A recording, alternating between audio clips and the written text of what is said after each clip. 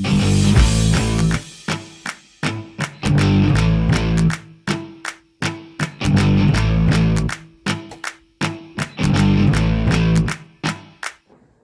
I kind of put together another video here for everybody, just trying to help out, breaking down things on how we're making these longer shots, what we're doing to be able to stay square, how we're holding our feet, how our riser hand sits, and how it's going to help line your sight picture up, and you're going to have a better pin float over your target. And we'll go through that a little bit later on another video and break down exactly what we're doing with our sights. And I'll probably do one more after that about how we're breaking down our sight tapes and getting those exactly perfect with these arrows.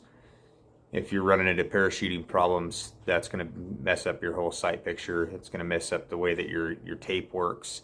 You might have it dead on at 60 yards, but you're going to start parachuting at 80, 85 yards, somewhere right around there. It seems like that heavy helical was starting to do that to me. That's why I went back to this 1 degree and just a little bit of an offset on it.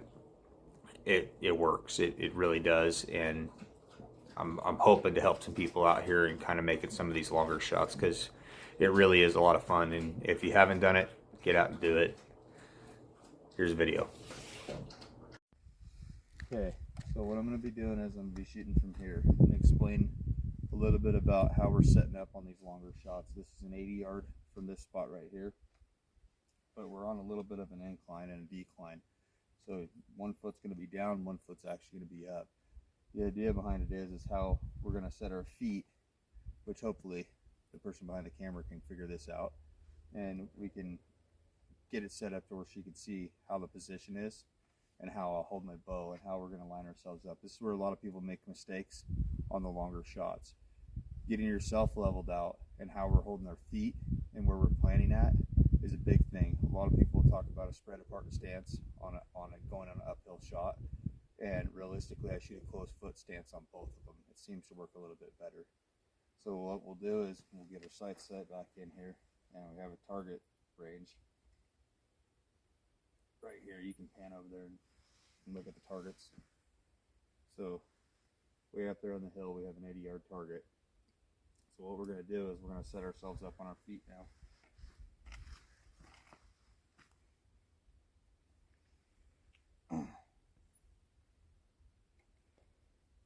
Having yourself set up on your hand on your riser and not getting kicked when you're on an incline or a decline like this, and being able to keep that bubble level will be the ticket and the key to success on longer shots. So my feet are close together.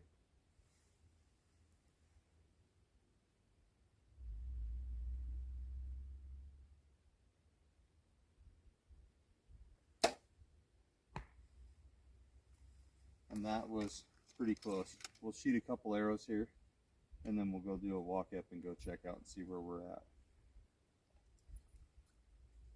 But we want to be consistent. We want to be doing the same thing. Whether you're standing in this spot, or right up here, or even up on the hill like this, with your feet closer together.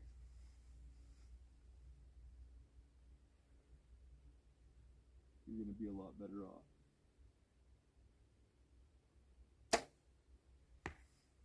That one was a little bit left, and that was on my release. We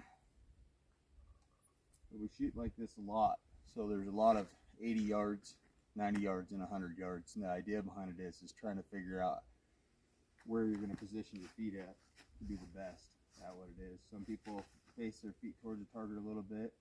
I like to try to keep mine nice and perpendicular.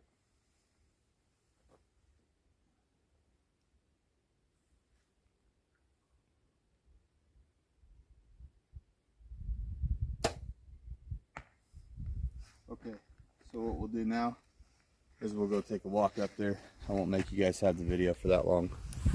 I'm going to do a walk up and go up here, get ourselves set up, see where we're hitting on that target there. Realistically, anything inside that yellow would make me happy. It looks like I'm a couple outside. One's a little bit higher there, but in all reality, what we're trying to do here is figure out what's the best setup So the one that I hit a little bit left on was the one where I had a back foot up on the hill, and that was all in my riser hand and where we're at. And then I had one that was just a little bit higher, a little bit outside of it, but the other one with that last one was right in the center, about where I need to be.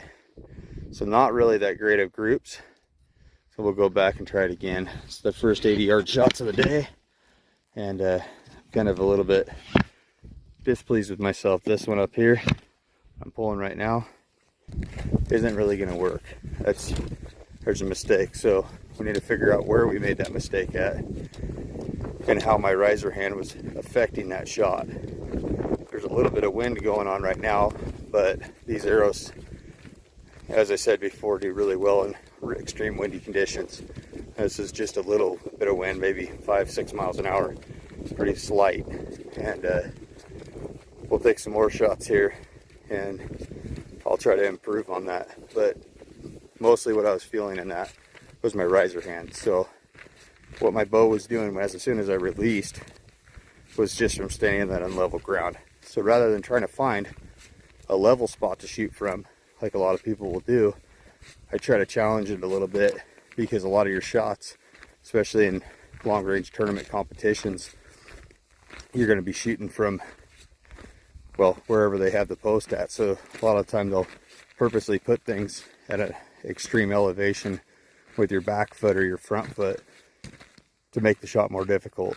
If you can get yourself to where you know what you're doing and how to hold your riser hand, that'll help a lot. We'll go through a little bit more on how we're setting up the sights in another later video. All right, we're going to take some more shots because that first one created some issues in this riser hand, and it's all about where I'm holding that here. Take this off of here and go back through it. So what's happening, what I was doing was, sitting on that incline, when I was releasing, I was trying to hold my bubble so level that my hand, when I released, was actually going naturally where the way the bow wants to sit. You can change this, add a little bit of weight if you want, or you can learn how to maneuver your hand on the riser. So I like to make what they call a riser that fits perfectly in there. And what I was doing on that last one was I was getting this portion of my thumb right here outside a little bit. So it was actually, when I released, it was pushing the bow. So what we're trying to do this time is alleviate that and get ourselves back to where we need to be. It's been about, oh, I don't know, I'd say somewhere around 5 days since I've shot at any longer distances. So this is just kind of a warm up, get myself back in there. And then as I go throughout the rest of the season, I'm going to build on this and try to remember what I'm doing, try to find that set point where it feels comfortable in my hand and where I'm releasing straight back through, where my arm is dropping out. Generally speaking, when you're on an incline or a decline or even a side hill in any way, the biggest issue you have with it is your bow wants to go where your hand is naturally.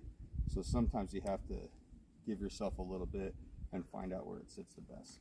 So right now I'm feeling this portion of my hand right here touching the riser, and I don't want that's going to push the bow one way or another or up. So what I'm going to try to do is I'm going to try to manipulate that and have the least amount of my hand on the riser as possible.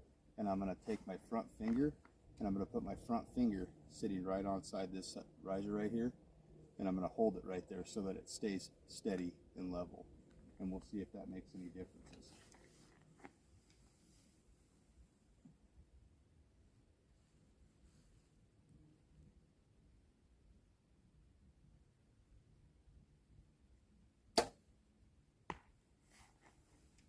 What I've seen out of that was just a little bit of a left kick on that riser, so I need to try to fix that portion of it right there, see where I'm going, see if I can't keep this one a little bit more square, so maybe a little bit more finger on the riser to steady it out.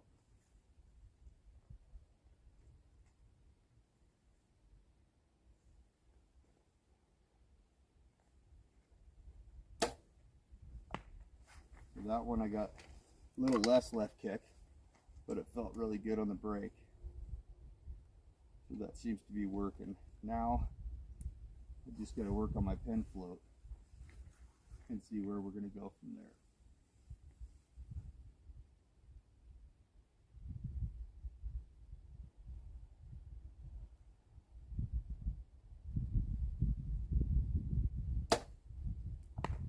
So I got just a little bit left kick on that one still.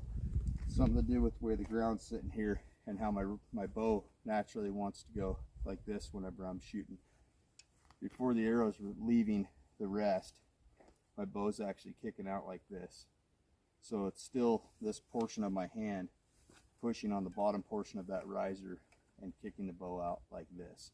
So if you look at it like this, when I shoot and I release, my bow's doing this. I want that bow to drop more like this. I want it to fall almost to the right now. It's going to help my bow. As it goes out of there, my bow's going to go like this. And I'm going to end up having it standing at my leg because I sit perpendicular.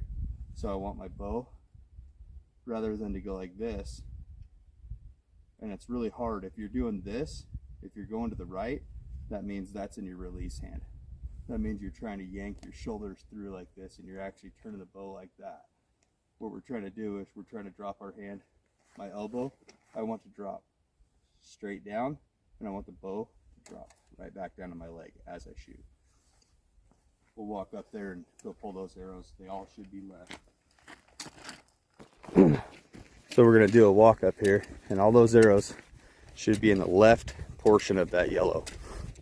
All the shots felt good, but what I was doing was I was pushing through with that heel of my hand right here on that heel portion of my hand, on the bottom of it below my thumb. I was actually kicking the bow out and I could feel it. When you start getting really fine-tuned at shooting longer distances, you'll start feeling all those little things. That's probably the biggest problem that people have at shooting longer ranges, is they're having the issue with their riser hand. So a lot of people will drop out. If you're shooting right, generally that's on your release. If you're shooting left, that's you pushing it with the riser, and generally speaking, that's from just a little bit of a decline. We're all the ways up here now, and as I said, we had one that looked a little bit okay. That's the one that I said felt a little bit better. I guess it was still kicking a little bit high, but these two right here at 80 yards, I mean, that's pretty consistent, right? So I'm doing the same thing, but I'm doing it wrong.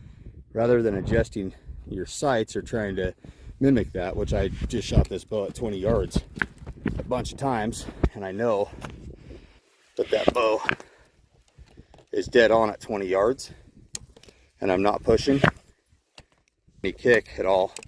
So I know, I can 100% tell you that I could feel it in my riser hand. I can see it.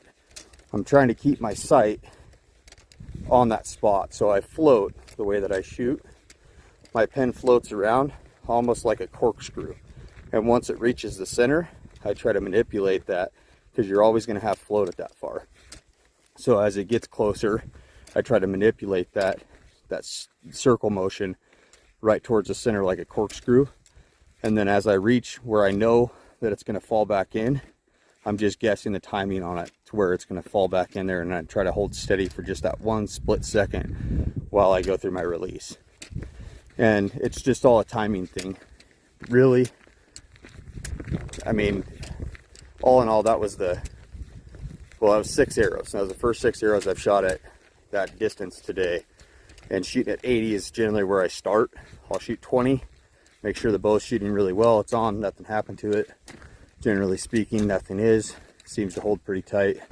I'm running these Spot Hogg sights. We'll go through them a little bit here in a second, and how we're doing that. And then I'll do another video on how I'm setting up my sight tapes to get them exactly perfect. Because a lot of the time you'll have, if you're shooting a really heavy helical, then at that point you'll start having issues with parachuting at your longer distances. Again, the arrow build video was all about pretty much how we went through, how we were setting up our sights and shooting the best arrow to be able to get the perfect sight tape on there. And my bow was shooting just a little bit high, but that probably was more me than it was anything else. But as you can see, I will go back over here. This is where my sight tape is set up right now. set right at 80 yards. And I set it up and I put it on there and set it perfectly at 80 yards. So as you can see, that's 80 yards there where we were just at. I'm pretty sure I flubbed it up a little bit when I was on my video work here, but all in all, I'm feeling pretty confident about that. Still have a little bit more to work on and getting my hand set on that riser in a better position to try to figure out where it needs to be on these inclines and declines, to try to feel that perfect fit every single time I come up there, so that my hand on the back on my release drops straight back down, and then I'll have my forward hand pushing the bow straight back down into my leg. Basically, we got a lot of work ahead of us. It's early in the season. Pretty much just kind of starting really here in Nevada.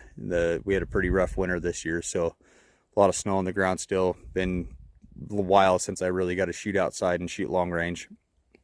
And we've been playing around the last couple weeks, starting to get dialed back in. I was feeling really good last week. Took some videos of some really extremely long shots, and we'll be making some more of those and start getting ourselves set back up, and hopefully have a couple of the actual shoots that I do.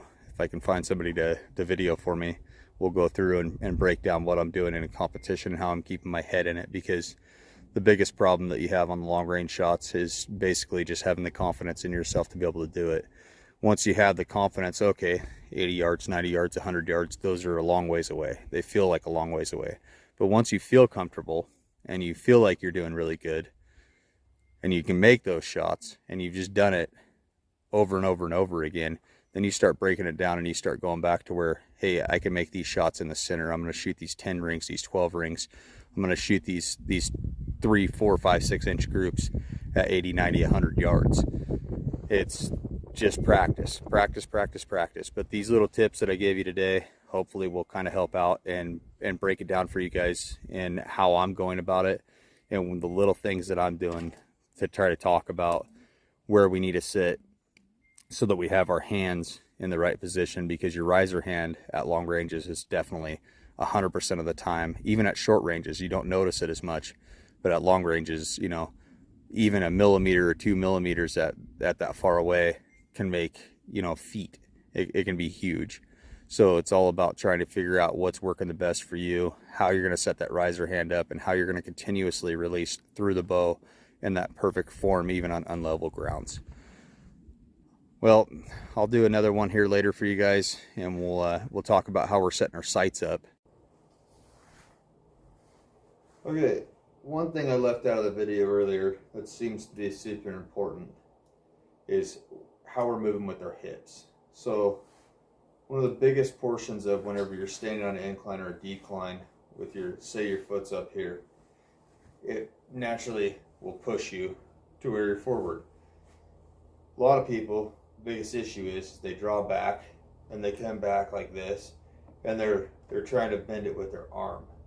You're trying to move that riser with your arm, and this one stays the same right here.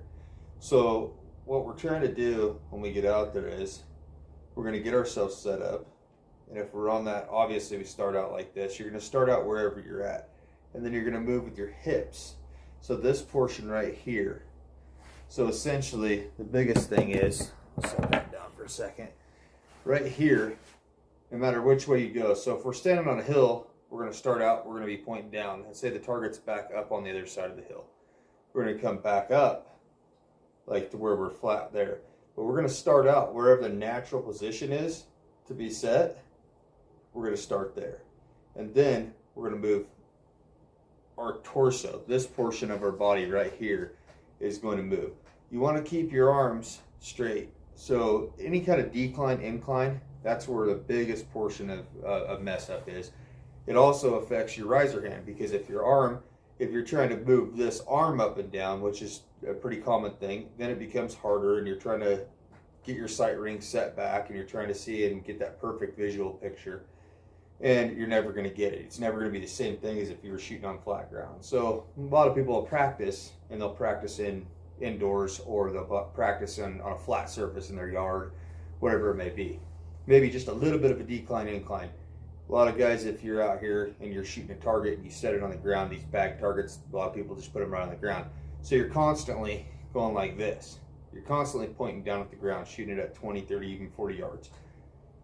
Having it level like you would inside of an indoor arena, somewhere that you're shooting at a block target or something like that, or even a 3-spot or a 5-spot, you're going to be sitting pretty well square. I mean, you might have to move just a little teeny tiny bit. When you get outside and you start making these really long shots, the biggest portion of it is right here.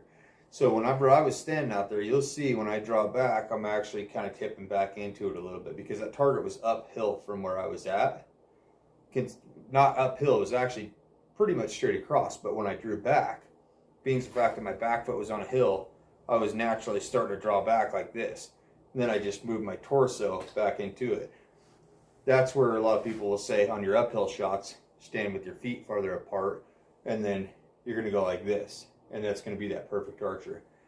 If you can get away from that and you can get yourself comfortable with your feet parallel to one another, like just perfectly square, touching each other, you run your draw back square and then run your torso back into it. Now nothing ever changes. So say you're shooting just like this, you draw back, you're going to draw back where the bow feels level, and then you're going to roll back into it. And then on your downhill, you're going to roll back down into it. You're bending right here in your hips. You want to keep your legs at like a tree stump. You want to keep them right there. Roll down into it, roll up into it. I've done it this way for a long time. It works very, very well. If you have your feet apart, it seems to break things apart for you. You end up running into troubles. Anyway, I just wanted to throw that portion of it in there. Just one more thing on these longer shots that'll kind of help you guys out.